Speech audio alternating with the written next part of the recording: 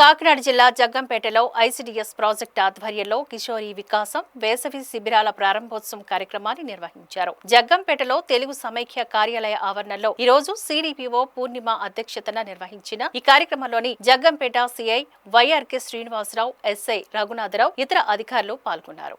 ఈ సందర్భంగా special deputy collector Satyanarayana మాట్లాడుతూ బాల్య వివాహాల నిషేధ చట్టం, ఆత్మరక్షణ వంటి అంశాలను వివరించారు. పెద్దాపురం డీఎస్పీ శ్రీహరిరాజు మాట్లాడుతూ గ్రామ స్థాయిలో మహిళా పోలీసులు కీలక పాత్ర వహించి ఈ శిబిరంలో కిషోరి బాలికలు చదువు వైపు మొగ్గు చూపేలా చర్యలు తీసుకోవాలన్నారు. అనంతరం సిడిపిఓ పూర్ణిమ మాట్లాడారు. నైతిక మద్దతు ఇవ్వడానికి, మనంతా కలిసి పనిచేద్దామని ఒక మెసేజ్ ఇవ్వడానికి మాత్రం వచ్చాను.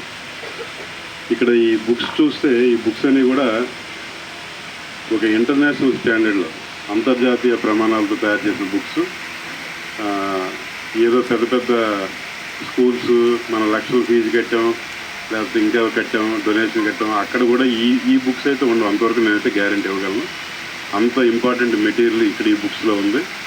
కాబట్టి అదందరూ కూడా గమనించి ఈ వేసవిని సద్వినియోగం చేసుకోవాలి. సిపిడిఓ గారు ఏ కార్యక్రమం చేసినా కూడా చక్కని కార్యక్రమాలు, అంత కమిట్మెంట్ అయితే నేను ఎక్కడ చూడలేదు. అలాగే మన సార్ డిప్యూటీ కలెక్టర్ గారు ఆయన ఇచ్చిన మెసేజ్ అది చాలా వాల్యుబుల్ మెసేజ్. అర్థం చేసుకున్న వాళ్ళకి అర్థం చేసుకున్నంత.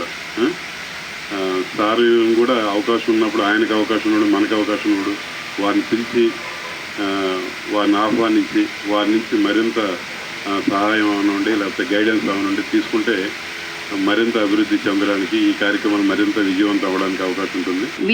ఈ విద్య విషయంలో వివోఏలు ఏం చేయాలంటే, ఎవరైతే డ్రాప్అవుట్స్ ఉంటారో వారందరికీ కూడా తల్లిదండ్రులకు కౌన్సిలింగ్ ఇచ్చి ఆ పిల్లలు స్కూల్లో జాయిన్ అయ్యే విధంగా వీళ్ళ ప్రయత్నం చేయాలి.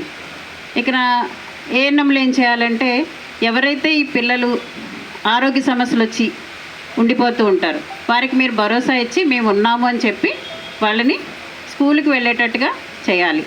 అయితే మనం ఆశా వర్కర్లు కానీ ఏఎన్ఎంలు కానీ ఏంటంటే 10 ఏళ్ళ నుంచి 19 ఏళ్ళ వరకు వాళ్ళకి వ్యాక్సిన్ వేయాల్సి ఉంటుంది కదా.